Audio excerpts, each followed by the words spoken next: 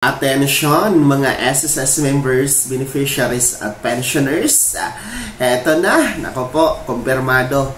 Nagbitiw na, nagresign na as SSS President si Mr. Rolando Ledesma Makasait. Kumpirmado na din po siyang tatakbo bilang isang nominado sa isang party list. Ako po, anong party list kaya ito? Iboboto nyo ba? Paano na ang SSS? Pag-uusapan natin dito sa video na ito. Hold up.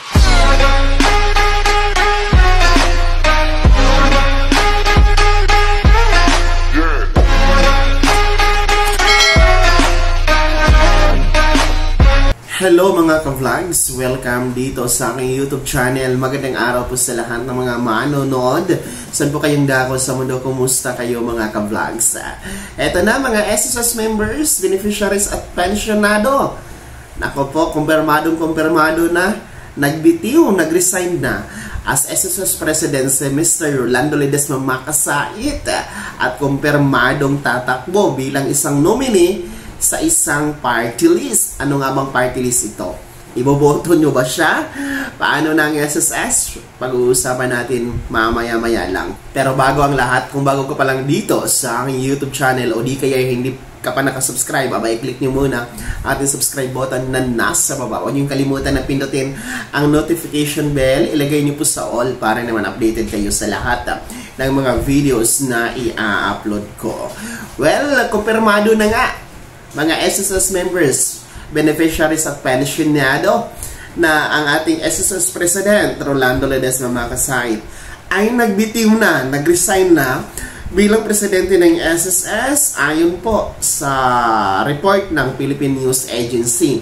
Noong Huwebes pa nag-submit ng resignation letter kay Pangulong Marcos si Mr. Makasait dahil nga po tinanggap niya ang isang nominasyon bilang representative sa isang party list, no? At magpa-file na nga sila ng Certificate of Candidacy bukas, October 6. So, ibig sabihin, effective tomorrow, ay resigned na, no? Itong si Mr. Makasait as SSS President dahil ayon sa COMELEC, no?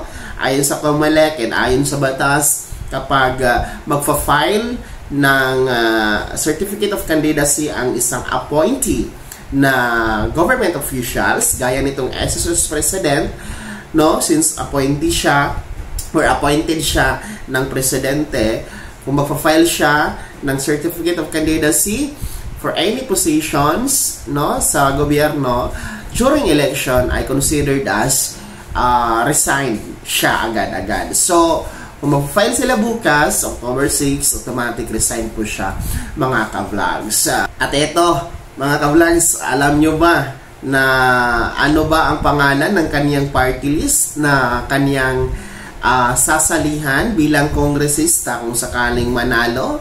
Nominee po siya ng tinatawag natin na SSS-JSIS party list. Yes, tama po ang narinig nyo, SSS-JSIS party list. Alam nyo, no, ayawan ko sa inyo kung familiar ba kayo sa party list na yan, no? Kung familiar ba kayo sa pangalan ng SSS JSIS party list. Dahil ako, familiar ko siya. Since nakatutok tayo, nakasubaybay tayo sa mga aktibidades ng SSS, particular po ng mga ginaganap na SSS Stakeholders Forum nationwide. Kung hindi ako nagkakamali, I think in Tarlac or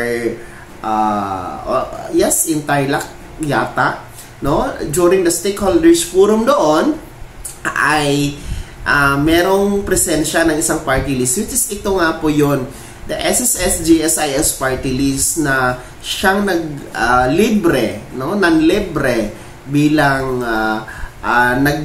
nagbayad ng membership ng lahat ng mga umattend doon sa naturang SSS Stakeholders Forum na hindi pa miyembro ng SSS, no? Pinamiyembro nila, which is free po ang unang bayad, unang monthly contribution ng mga naturang participante na hindi pa miyembro ng SSS. At namigay pa nga ito ng 5 kilong bigas sa lahat ng mga partisipante sa naturang stakeholders forum, no? Tandang-tanda ko po yan. Well, anyway, hanapin natin ang video na yan. Iti-trace natin kasi meron akong record niyan mga ka-vlogs. So, this video is para lamang ikumpirma na resigned na talaga, nagbitiw na talaga ang SSS President. Kung napanood niyo po yung video ko kahapon regarding sa plano nga ngayong October 8 na magbitiw itong SSS President na si Mr. Makasait, ay talagang tamang-tama po lahat, no? Walang labis, walang kulang. Tamang-tama po ang ating hula. Pero medyo naunahan lang tayo ng petsa kasi ang tansya natin October 8 magre-resign siya. Pero ayon sa Philippine News Agency na website, ang ulat nila noong Webes pa, kumpirmadong nag-resign. And yung kutob natin, natatakbo siya bilang party list nominee, abay, saktong-sakto, tama tayo mga ka-vlogs. Ibig sabihin, hindi tayo fake news, no? Talagang tama yung ating mga sinasabi dito, no? May ilan kasi na nagsasabi na fake news tayo. Well, ito yung patunay na hindi tayo fake news. Tamang-tama yung ating mga sinasabi dito. So kayo, mga SSS members, SSS pensioners, and pati mga beneficiaries, ano ang reaction nyo dito na kumpirmadong resigned na talaga ang ating SSS President Rolando Ledesma Makasait at tatakbo bilang nominee sa SSS GSIS party list? Iboboto nyo ba yan? Ang party list na yan? Well, anyway, ayoko munang magbigay ng aking komento sa next video na lang, no? Dahil sa sinabi ko na kanina ay pinaalam ko lang sa inyo na kumpirmadong resigned na, nagbitiw ang naturang SSS President na si Mr. Makasait, no? Next video, doon tayo magkomento dahil maaga pa ngayon, no? Kakagising ko lang no? Actually, kakabasa ko lang sa news na ito. Actually, nagkakape pa tayo mga ka-vlogs. So, ako medyo natawa ako at medyo nabigla din po, no? Dahil sa mga pangyayaring ito. And anyway, gawan natin ng komento next video natin mga ka-vlogs. As of now, ang masasabi ko lang talaga is good luck Mr. Makasait. And good luck mga SSS members, beneficiaries at pensioners. Sino kaya ang papalit na bago nating presidente sa SSS? Well, alamin natin yan sa susunod na episode mga ka-vlogs. Bago ako magtapos sa video na to, kung gusto niyo pong sumuporta sa aking YouTube channel, maaari niyo pong i-click ang ating super thanks button na nasa baba. Sa mga gusto maging miyembro, pwede po. I-click niyo po ang ating join button.